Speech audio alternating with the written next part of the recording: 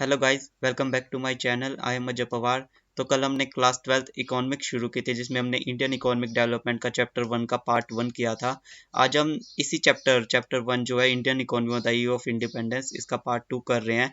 और आज हमारा टॉपिक जो हम कवर करने वाले हैं वो फॉरेन ट्रेड और डेमोग्राफिक कंडीशन। फॉरेन ट्रेड मतलब कि जो इंडिया का जो फॉरेन ट्रेड था on the eve of independence, वो कैसा था, एक्सपोर्ट इंपोर्ट हम क्या कर रहे थे, वो सारी चीज़ें हम फॉरेन ट्रेड वाले टॉपिक में कवर करेंगे। और डेमोग्राफिक कंडीशन में हम कवर करेंगे कि इंडिया की जो लाइफ एक्सपेक्टेंसी थी वो कैसी थी, पब्लिक हेल्थ फैसिलिटीज़ कैसी थी और ओवरऑल लिटरेसी रेट कैसा था। तो वो सब हम डेमोग्राफिक कंडीशन वाले टॉपिक में कवर करेंगे। तो हम अपने एनसीईआरटी पीडीएफ पे चलते हैं। तो हम आ गए अपनी एनसीईआरटी की पीडीएफ पे। जैसे कि आप देख सकते हैं, Indian economy on the eve of independence. तो हमने देखा कि इस बुक का प्राइमरी ऑब्जेक्टिव है कि आपको बताना कि इंडियन इकोनॉमी के फीचर वगैरह। और हमने किया था जो कॉलोनियल रूल में जो हमारी डेवलपमेंट थी वो बहुत कम थी। और जो इंडियन हैंडीक्राफ्ट इंडस्ट्री थी उसका जो वर्क था वो बहुत ज़्यादा फेमस था, उसको बहुत ज़्यादा रेपुटेशन प्राप्त थी। और जो मुस्लिम टाइप ऑफ कॉटन टेक्सटाइल है वो बहुत ज़्यादा फेमस था वर्ल्ड वाइड में। और उसका जो रीजन है वो बंगाल। कॉलोनियल गवर्नमेंट थी वो इंडिया पे कम से कम 200 सालों से राज कर रही थी। और जो नेशनल इनकम और पर कैपिटा इनकम थी वो भी बहुत ज़्यादा लो थी। और at the time of British rule, दादा भाई नौरोजी थे वो फर्स्ट पर्सन थे जिन्होंने नेशनल इनकम और पर कैपिटा इनकम को पहली बार एस्टिमेट किया था इंडिया की। और उनमें से वी के राव थे। वी के राव जिनका जो कंटेंट था national income per capita income का, वो सबसे एक्यूरेट माना गया।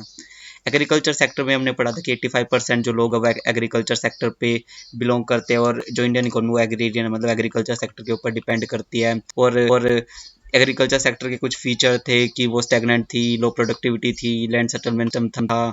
और जो हमारी टेक्नोलॉजी वो बहुत कम थी, इरीगेशन फैसिलिटी तो थी नहीं, फर्टिलाइज़र का यूज़ नहीं होता था। ब्रिटिशर्स की वजह से हमारी जो एग्रीकल्चर है वो कमर्शलाइज हो गई थी। तो ये सब हमने एग्रीकल्चर सेक्टर में पढ़ा। इंडस्ट्रियल सेक्टर पे हमने पढ़ा कि जो गवर्नमेंट का जो पॉलिसी सिस्टमेटिक इंडस्ट्रियलाइजेशन वो दो फोल्ड की थी कि वो इंडिया से रॉ मटेरियल को एक्सट्रैक्ट कर ले और बाहर से एक्सपोर्ट कर दे अपने फिनिश गुड। तो वहाँ पे जूट टेक्सटाइल मिल्स थी, कॉटन टेक्सटाइल मिल्स थी। टिस्को भी आ गई थी 907 में। और कैपिटल गुड इंडस्ट्री इतनी नहीं थी जितनी होनी चाहिए थी। तो ये सब हमने कल की वीडियो में कवर किया। आज हम कवर करेंगे foreign trade. India has been an important trading nation since ancient times. जो इंडिया है वो एक बहुत ज़्यादा अच्छा ट्रेडिंग नेशन है, मतलब कि वो बहुत ज़्यादा अच्छा ट्रेडिंग करता है, एक्सपोर्ट इंपोर्ट करता है पुराने ज़माने से ही। बट जो रेस्ट्रिक्शन थी जो कॉलोनियल गवर्नमेंट ने हमारे ऊपर लगाई थी, उसकी वजह से हमारी जो स्ट्रक्चर है, कॉम्पोजिशन है, वॉल्यूम ऑफ फॉरेन ट्रेड, उनके ऊपर बहुत ज़्यादा बुरा इम्पैक्ट पड़ा। इन सभी पॉलिसीज़ की वजह से जो India come exporter of primary product such as raw material, cotton, wool, sugar, Indigo, jute etcetera. तो उन सब की वजह से क्या हो गया, जो इंडिया है वो एक्सपोर्टर हो गया, मतलब वो एक्सपोर्ट करने लगा प्राइमरी प्रोडक्ट जैसे कि रॉ सिल्क, कॉटन, वूल, शुगर, इंडिगो और जूट। और वो इम्पोर्ट करने लगा बाहर से, चीज़ें मंगाने लगा। वो कौन सी चीज़ें थी, जैसे finished consumer goods like cotton, silk, woollen cloth भी एक्सपोर्ट करने लगे। मतलब कि ब्रिटिशर्स एक्सपोर्ट करते वो इंडिया में इंपोर्ट हो जाते। कैपिटल गुड भी लाइट वेट मशीनरी थी वो ब्रिटेन से आती और इंडिया में आके सेटअप हो जाती। For all practical purposes Britain maintained a monetary control over India's export and import. Britain अपने फ़ायदे के लिए इंडिया के एक्सपोर्ट और इंपोर्ट के ऊपर कब्जा जमा कर रखा था ताकि सारा फ़ायदा ब्रिटेन को मिले। Also, as a result, more than half of India's foreign trade was restricted to Britain. इसकी वजह से 50% से ज़्यादा 50% से ज़्यादा जो इंडिया का फॉरेन ट्रेड था वो रेस्ट्रिक्ट हो गया था ब्रिटेन के साथ। क्योंकि ब्रिटेन इंडिया के फॉरेन ट्रेड को कंट्रोल करता था, इसलिए वो जो इम्पोर्टेंट आइटम होते थे वो अपने आप ले जाता था। और बाकी 50% जो बाकी बच गया, जो भी बचा, वो चाइना के साथ, श्रीलंका के साथ और पर्शिया जो ईरान है उनके साथ होता था। The open of Swiss canal further intensified British control over India's foreign trade. तो ब्रिटेन ने क्या किया कि वो स्विस कैनाल को उन्होंने ओपन करने का सोचा ताकि वो इंडिया के ऊपर और ज़्यादा कंट्रोल कर सके। सी बॉक्स 1.3। तो इसमें हमें ज़्यादा नहीं पढ़ना, सिर्फ ये नीचे वाली पढ़नी है। इट ओपन एंड 1969, ये 1869 में ओपन हो गई थी। और इसका बेसिक मोटिव क्या था कि जो कॉस्ट ऑफ ट्रांसपोर्टेशन है वो लो कर दे, और जो इंडिया के ऊपर इजीली हम जो ब्रिटेन है वो इंडिया के ऊपर और ज़्यादा एक्सेस कर पाए और ज़्यादा रॉ मटेरियल को आसानी से ले जाए। The most important characteristics of India's foreign trade through out the colonial rule was the generation of larger export surplus. तो इंडिया के जो फॉरेन ट्रेड था उसका मेन कैरेक्टरिस्टिक्स क्या थी कि जो एक्सपोर्ट जनरेशन था वो बहुत ज़्यादा होता था, जो एक्सपोर्ट से जो सरप्लस होता था वो बहुत ज़्यादा होता था। But this surplus came at a huge cost to the India country's economy. But जो सरप्लस था वो इंडिया में यूज़ नहीं होता था, बल्कि वो उसके ऊपर एक कॉस्ट पड़ गया था, एक बहुत ज़्यादा उसके लिए ख़राब चीज़ हो गई थी, क्योंकि several essential commodities like food, grain, clothes, and kerosene, etc., were scarcely available in the domestic market. India raw material export करने लग गया था, उसकी वजह से जो फूड ग्रेन्स थे, क्लोथ से उनकी शॉर्टेज हो गई थी। केरोसिन ऑयल होता है जिससे फायर को जलाते हैं हम, वो उसकी जो बहुत ज़्यादा कमी हो गई थी, वो डोमेस्टिक मार्केट में अवेलेबल ही नहीं था। Export surplus D not result any flow of gold और सिल्वर इनटू इंडिया। और जो एक्सपोर्ट सरप्लस होता था उससे इंडिया को कोई फ़ायदा नहीं मिलता था, उससे ना ही कोई जो गोल्ड है, सिल्वर है या फिर कोई करेंसी इंडिया में आती थी। Rather this was used to make payment for the expenses incurred by an office set up by the colonial government in Britain. यहाँ से रादर से लेके और यहाँ तक ये वाला बहुत ज़्यादा इंपॉर्टेंट पैराग्राफ है, पेपर में आता है कि describe the drain of India's wealth, मतलब कि जो इंडिया की वेल्थ है वो कैसे ड्रेन हो गई थी। पहला पॉइंट तो ये है कि उसकी जो हमें सरप्लस मिलता था वो ब्रिटिश है वो ले जाते थे, और उससे वो क्या करते थे, जो एक्सपेंसेस होता था ऑफिस सेटअप करने में ब्रिटेन में, इंडिया में नहीं ब्रिटेन में, तो वो उसकी पेमेंट के लिए यूज होता था। Second, expenses of war. Third है इम्पोर्ट ऑफ विजिबल आइटम। जब वो कोई भी ब्रिटेन में आइटम इंपोर्ट करते, बाहर से मंगाते, तो उसके लिए उन्हें कुछ पैसा देना पड़ता था, जिसकी वजह से वो जो सरप्लस है, वो जो इंडिया का सरप्लस है वो वहाँ पे ले जाते और उस आइटम के जो पेमेंट करनी होती है उसके लिए यूज़ करते थे। तो इस वाले टॉपिक में इतना ही है, आपको इतना ही ध्यान रखना है, मेन वाला ये है। और क्वेश्चन में पूछ भी सकते हैं कि फॉरेन ट्रेड के बाद डिस्क्राइब कीजिए, तो आपको बताना एक्सपोर्ट किसके साथ था, इंपोर्ट किसके साथ था। अब हम आ जाते हैं अपने नेक्स्ट टॉपिक पे है जो 1.6 डेमोग्राफिक कंडीशन। इसमें मैं बताना कि जो इंडिया की जो पॉपुलेशन है वो कैसे रह रही थी, या फिर जो डेमोग्राफिक कंडीशन थी, पॉपुलेशन की कंडीशन कैसी थी। Various details about the population of British India was first collected through a census इन 1881। ये वाला बहुत ज़्यादा इंपॉर्टेंट है, 1 मार्क्स में पूछ लिया जाता है। वैसे भी आजकल तो एमसीक्यू बहुत ज़्यादा आने लगे, 20 मार्क्स के एमसीक्यू होते हैं आपके, तो उसमें बहुत ज़्यादा पूछा जाता है। तो जो फर्स्ट पॉपुलेशन सेंसस, मतलब कि अब तो पॉपुलेशन सेंसस होता है कि पॉपुलेशन को काउंट करना, तो 1881 में पहला पॉपुलेशन सेंसस हुआ था। Though suffering from certain limitation, it revealed the unevenness in Indian population growth। तो जो सेंसस हुआ था वो ज़्यादा एक्यूरेट नहीं था, उसमें बहुत ज़्यादा लिमिटेशन थी, इसलिए उसको इररेलेवेंट माना गया, वो अच्छा नहीं था, बल्कि वो एक्यूरेट नहीं था। Every 10 years such census operations were carried out, मतलब सन 1881 के बाद ये सेंसर हर 10 साल बाद होने लगे। और लास्ट सेंसस हुआ था 2011 में, फिर 2001 में, ऐसे अब नया सेंसस 2021 में, मतलब कि इस साल होगा, तो हर 10 साल में ऑपरेट होता है। ये वाला भी इंपॉर्टेंट क्वेश्चन है। Before 1921 India was in the first stage of demographic transition. ये वाला इंपॉर्टेंट क्वेश्चन है कि 1921 से पहले जो इंडिया वो फर्स्ट स्टेज था डेमोग्राफिक कंडीशन में, और in the second stage of demographic transition began after 1921। तो सेकंड स्टेज कब आया? 1921 में। तो जो 1921, इसको ईयर ऑफ ग्रेट डिवाइड भी कहा जाता है।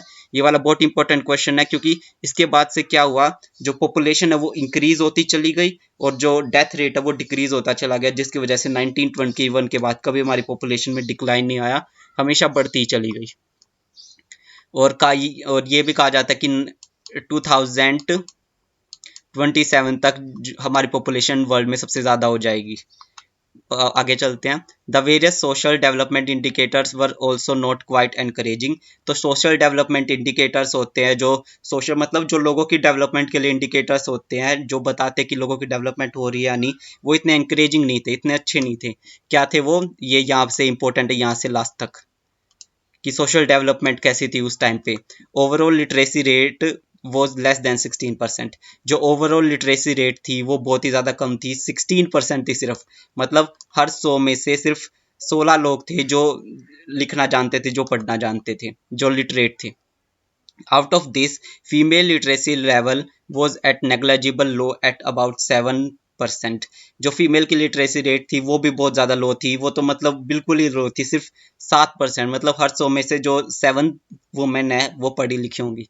Public health facilities were neither unavailable to a large chunk of population or when available were highly inadequate।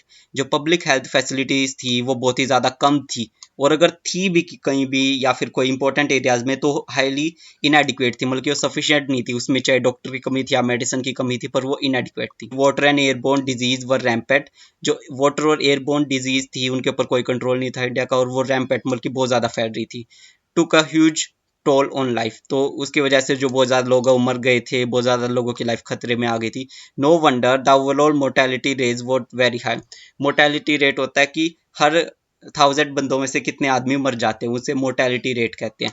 जो मोर्टेलिटी रेट थी वो भी बहुत ज़्यादा थी। At particularly the infant mortality rate. Infant mortality rate होता है कि बच्चों की मरने की दर, जैसे हर 1000 में से कितने बच्चे मर जाते हैं बर्थ लेने के बाद, वॉज क्वाइट अलार्मिंग। मतलब कि वो बहुत ज़्यादा थी।